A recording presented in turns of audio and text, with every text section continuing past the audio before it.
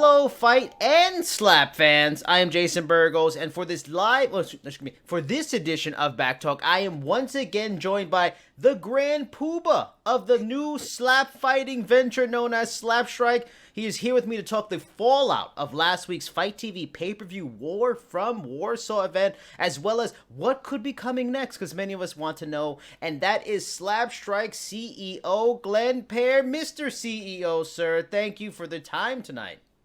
Thank you, Jason. It's great being here with you again, and I'm most excited that you really being the MMA guy, the combat sports guy that you are, almost the go-to guy, that you were intrigued and enjoyed the performance we put on Saturday. Yeah, I loved it, fascinated. I want more, and I have so many questions. So let's get right into it. The War from Warsaw event ended with some controversy in my newbie slap fight eyes. So throughout the tournament, for the people that maybe are checking it for the first time, haven't watched it yet, throughout the tournament, each slap fight gave the competitors 3 slaps each. None of those instances did the judges feel the need to add any overtimes, and there were some close battles throughout. Yet in the finals, Russian slap fight king, world champion, proclaimed Dumpling, he seemed to be winning against punchdown champion Zales, and the home country favorite, because he's the Polish guy, it was in Poland. For me, he stunned Zales 3 times. Zales got Dumpling good with his third slap. To me, it seemed a clear-cut win for the Russian. Instead, the judges went to not 1, but 2 extra slaps for each man. Watching it, what were your thoughts? Is my slap knowledge too amateurish? Am I missing something and Dumpling wasn't screwed? Because the crazy Hawaiian who was on the broadcast team, he seemed to love the idea of extra slaps. Yeah, that's really good. We've been getting a lot of questions, social media and emails, and contacting us about what did go wrong or what happened to that. Because me, if I'm looking at it just as a fan, yeah, Dumpling rocked Zales the first slap. Dumpling did not move on the second. Mm-hmm. He knocked him again. Dumpling then got Zales again, knocked him. Zales came back. I thought it was at the end of it, I thought that Dumpling was a clear-cut winner, winning 2 rounds to 1. Yeah, I agree. I was on with my brothers from Poland today, going over some of what did go on, and from what they told me, the judges said that there was at one point that Dumpling flinched or raised his shoulder up, and he got a penalty for that. But certainly, one of the things that we are going to do better going forward is that when there's a discrepancy like that, it's going to be live acknowledgement of what is going on and why was the reason for rounds 4 and 5. But me being a fan, and I loved every minute of it, Jason. And I needed to know, because I didn't know at the time. And but I do know now, and I'm happy to tell you, it was because of one of the infractions on Dumpling. He flinched a little bit, not a little bit. It was quite a lot. You might remember what I'm talking about. Yeah. And there was a penalty based on that exclusively, which went to a 4th round and then a 5th round. And that's good to hear that, and it's good to hear there'll be more clarity coming. I mean, I have some questions later on the consistency of the judges, but that said, I enjoyed when there was a decision in the playoff, like the later rounds, not the playoff, but the quarters, the semis, the finals, the justification. The judges did explain, so it was like kind of weird when it came to the finals, they didn't explain. But that said, a point of contention for myself, some fans, even the announce team, was Zales digging his chin really deep into his chest for those last two, the major slaps, to a level no one else really did in the tournament. Also, for his last slap, he sort of like gave a hesitation, fake slap, kind of got Dumpling unsure, unprepared, and then hits him and then really rocks him in a pivotal moment. They seemed like borderline dirty tactics and what were some inconsistent moments for the judges. Is that one learning moment where you have to, along with the shoulder going up, like there has to be more oversight consistency? Because why didn't they come harder on Zales for the deep tucking of his chin? I agree, Jason, with everything that you said. I was really pissed off to see Zales be able to almost make it like he had no neck and it was just one piece combined. I asked the questions. The answers were really no answer to it. I think that going forward, there's going to have to be some refinements to the rules. And one of the things that we spoke about today is that possibly can your chin, we're going to try to make it so your chin cannot touch any other part of your body. All right, I like that. Which would make a big difference in the rules. Yeah. Because, Matt Stryker and Vamp, our commentators, I thought did a fantastic job, simply fantastic, calling a sport that's never been called before. Mm-hmm. So they were really on it. They had that question about the Zales tucking in his chin and what's up with that? And I wish that we had some clarification on that on the spot. Yeah. On the spot. Lost in translation, obviously. When we get it over here to American soil, it'll be a little bit better. Not a little bit. It will be clearly defined what you can and cannot do. But, so they said that Dumpling was like this, but Zales was like that the whole championship round. Yeah. And it's like at one point, Matt said, "Oh, Dumpling just busted open his eye." I think it was on the second, was on the third. It was a third one. It was a third slap.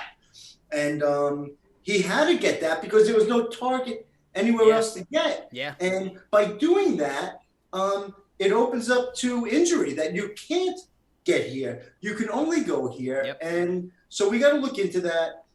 There's got to be better clarification of certain rules and what is allowed and what's not, and what is a fair strike, what's not a fair strike.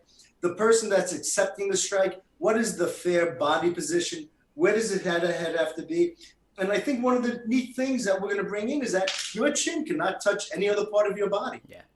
And I like that too. And going to that point of what you mentioned about Dumpling, to me, I was impressed by that specific moment because it showed the accuracy and skill that with the chin dug so deep, he was still able. For me, I thought it was a very clean slap despite it all. And another example, Walush was a big standout for me because he stood there, hands behind his back throughout the tournament, and he, took it like you would want someone to take it. But that said, sometimes controversy can be good, especially in combat sports.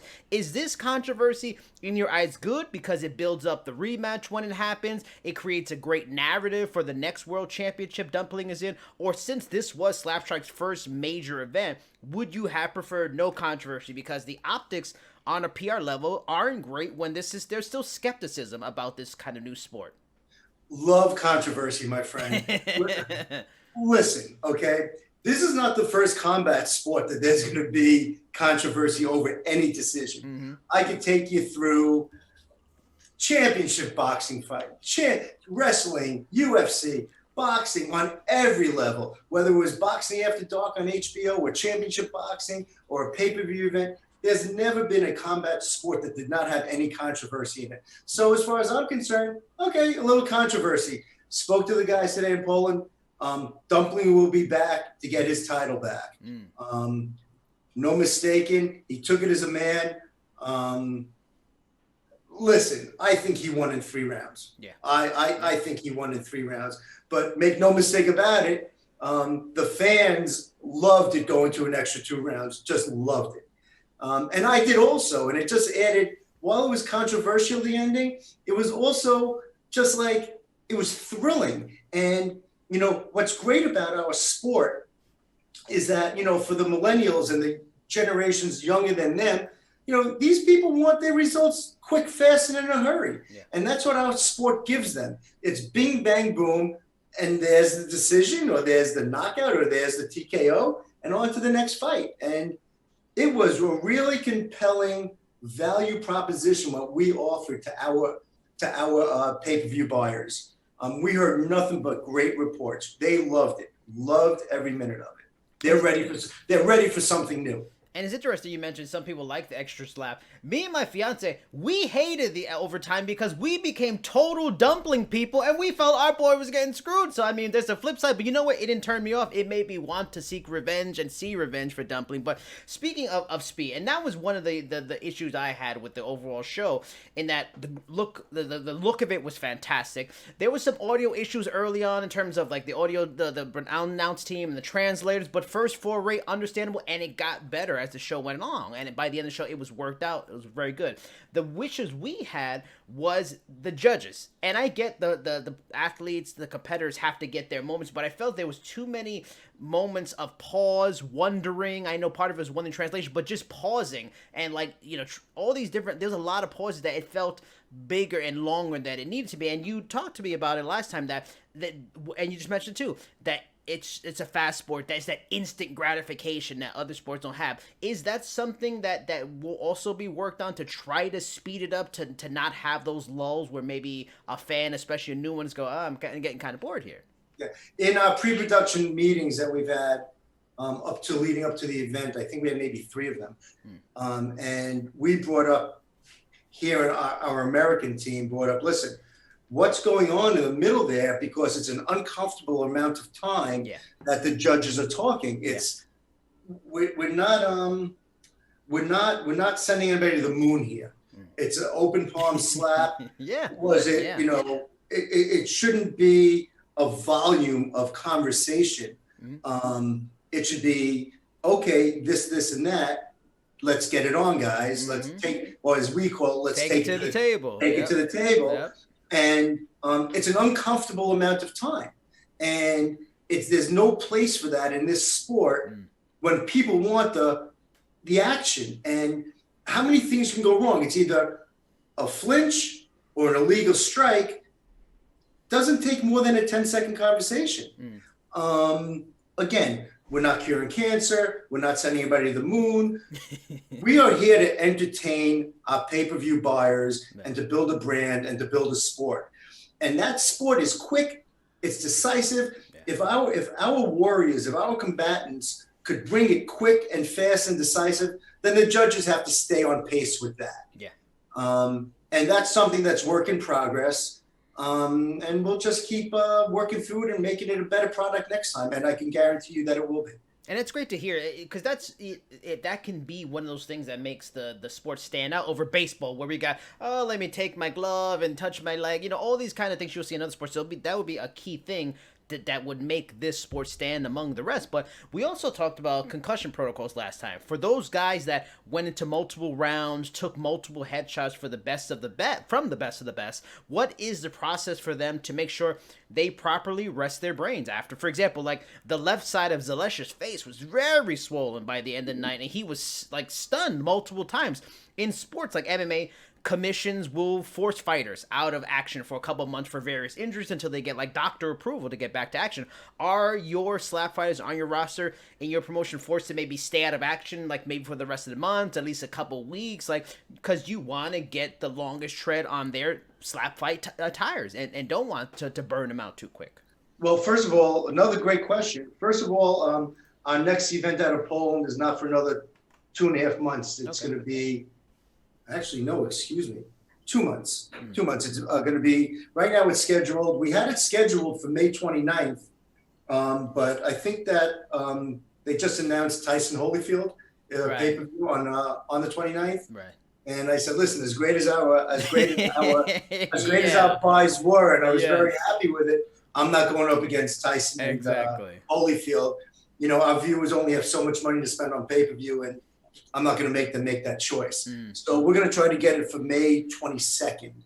That being said, believe it or not, I don't think anybody was concussed. I don't think anybody really got concussed. We spoke about it today. Again, it was the first time we spoke since the event. I asked the question. Nobody got hurt. There's an ambulance on the scene. We keep an ambulance there and 2 doctors. And I think that you might have seen throughout, there were times that they were checking their eyes. There were times that they were asking questions, blah, blah, blah. And so anything that's done on any other level of combat sports, we do the same. And if somebody was concussed, they're not going to take another slap. Just not going to do it. Are members of the roster exclusive to the Slapstrike or Punchdown brand, or are they allowed to do other competitions outside of those 2 brands? They are, they're in our stable. Okay. They're contracted and they're in our stable. Such as you saw throughout the event, we signed recently, we call him DCH, the Crazy One, who's the U.S. champ right now. We signed him. he couldn't have been better on the broadcast. He was intuitive. He was smart. He explained a lot of things that needed to be explained. He spoke about it specifically in the final round, what Zales was doing, what Dumpling was doing, all while keeping an even keel temper because he wants one of them. Yeah. He wants them both. He wants them both. But he paid homage to them. He paid them a tremendous amount of respect. They're warriors, these guys. I mean, you know, for lack of a better term, they put their chin out there and they take it and they give it. So that's yeah. Speaking of the U.S. champ, when will we see our first Slapstrike event on U.S. soil? I know you know, when we talked last time, you mentioned Wyoming is in the process of kind of talking to them, something over there. Are we any closer to that? Will there be fans in attendance for that show? Because I feel like that was the one thing missing on the broadcast. Fans going, oh, you know, that kind of reaction in those moments. Yeah, you're right. Well, let's talk about the event this past Saturday. COVID protocol, we couldn't get a packed house. I like to call that event, if we were there with our broadcasting team, it would have been considered live, because we were all set to send our whole broadcasting team there and to do it live. Instead, we had to do it live remote because we couldn't get there. So our broadcasts were live remote. That being said, yes, we've been sanctioned in Wyoming, which we are so excited about. It's going to take place in Cheyenne, and it's going to probably be early summer. All right. And it's going to be headlined by the Crazy Hawaiian. Believe it or not, you saw it. He's 6'3". Yeah, that's a big 370. boy. He's got a baby brother that's 3 inches taller and 15 pounds heavy. We have him. And what's really great about this, Jason, is that after the event on the Slapstrike website, if you want to compete, go to our website, go to Open-Tryouts, send us some videos and some pictures. If we like what we see, we'll contact you. We got around 180 people that sent us photographs and videos that want to compete in this. And we're psyched by it. We're psyched. It's such a new thing. And it's like, it's quick, it's fast, it's decisive. Yeah. You don't have to invest 45 minutes into a fight that's part of a pay-per-view buy that's got 5 fights, and you got to watch all 5 fights. Each fight is 35 minutes, and this year you see it, you get it, you feel it. As Matt Stryker said, which was great, it's highly digestible. It's easy to look at, it's easy to absorb, and you get the answer to the match, and you move on to the next. It's quite a compelling value proposition for the $14.99. Yeah, it was unbelievable. Will the format always kind of be like about like these punch down like tournaments, or will there be more general cards, maybe smaller tournaments with super fights? And is a Dumpling Zales rematch a super fight that needs to happen ASAP? And also, I was wondering, and again, coming from my MMA background, is there any chance we can get weight classes? And I don't need like 7 to 20, any kind of thing like that. But, you know, you have the super heavyweights, and then maybe like a cruiserweight. You have the women that competed, like the women's division also. Maybe, you know, there might be those guys that are like 155 pounds that want to slap, and they may be entertaining just like lighter weights in other sports. Fast slaps, crazy. Like, is there any chance of weight classes down the line? Yeah, absolutely. It just seems that right now, the people that are most interested are just these gargantuan men. I mean, and they already have names. I mean, like, one of these guys is called the Bear, not the Bear Man, not beer like you drink, but the Bear Man. Yeah. And it is what he looks like. I mean, like 6'6". You don't even see any skin on his face. Take your beard and put it all over your face. And I don't know if he has a muscle on him, but nonetheless, he's so big. So getting back, so one of the things that we presented to the guys in Poland today, and I want to do this. I would say that the guy that people wanted to see go forward was Wallace, the tattooed guy. Yep.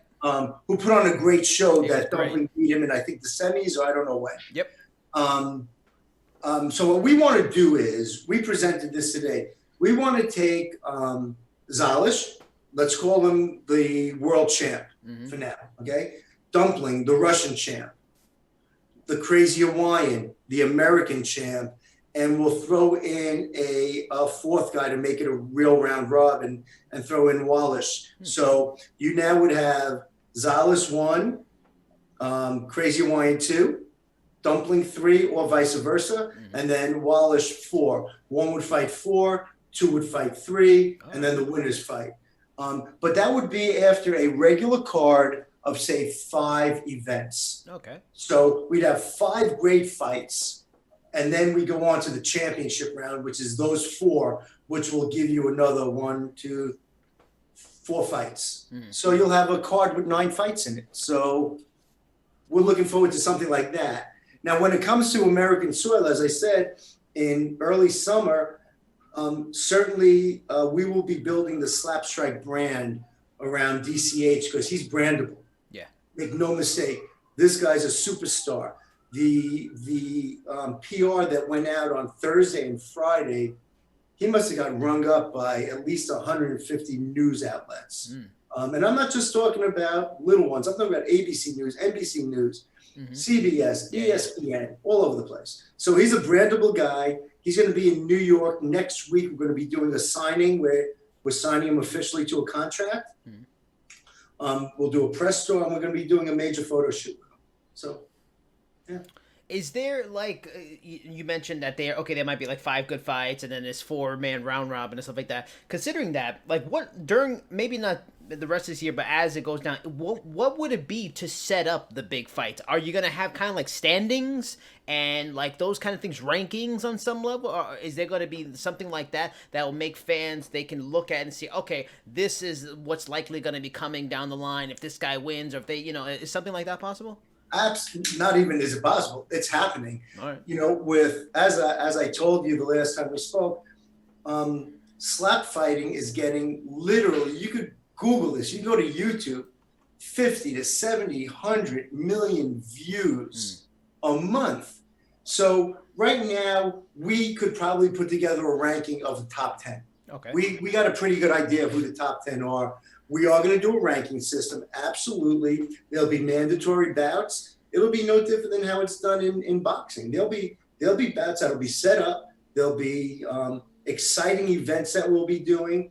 It'll be international events that we're doing. We could do an event from Russia. We could do an event from Poland. We could do an event from the United States. I might even want to be a little aggressive, where we could set up a night of events where from 3 different countries, 2 fights from on the same fight card, 2 fights from Russia, 2 fights from Poland, 2 fights from America on 1 fight card, which would be really exciting. Yeah. And so we're looking into doing stunts like that and promotions like that. We're trying to engage as many people as we can, as quickly as we can, to let them know that, hey, you don't have to watch UFC all the time. You don't have to watch MMA and so on and so forth. This is new. It's exciting. We've got nothing but great reviews. And as you said, the production value, if you didn't know that it was on Fight TV, you would have said it's on ESPN or Fox or Showtime. It could have been anywhere. It was that high a level of a production, which I was so proud of. Last question. Do you have any official information yet on like how many buys you guys got on Fight, or metrics? Because you mentioned a lot of reviews, metrics for interest on social, on YouTube, before, during, and after the show, to see how the event did overall? Well, we had some great feedback on social media channels. Just so you know, Fight TV has, I think, 4.5 million dedicated combat fight fans. We don't release numbers for pay-per-view numbers for a couple of reasons. What we think is great might not be great to the press to pick up a story. Fair. I can say this, that the fight, whatever the fight did on Saturday, it will probably add, because of the press that we're now getting, including you, Jason, thank you, probably, I'll use this as an example, which is obviously it's not right. If we did, I'm going to give you a crazy number. If we did 1 million buys on Saturday with the press that we're getting and all the great reviews, we'll probably triple that in the after event. All right, fair enough. So that's good, and that's a great model to go by. Fight TV was a great partner. We're going to talk about doing a deeper partnership with them. Mm. But there's a lot of people that are also talking to us about supplying them content. And as I said, there's only so much cornhole throwing you can watch on a Saturday afternoon on ESPN. So, you're gonna piss off all the cornhole fans now. you know, but guess what? I tune into cornhole so that I can see the axe throwing. Right after. I don't want to miss that. I don't want to miss the corn. I don't want to miss axe throwing.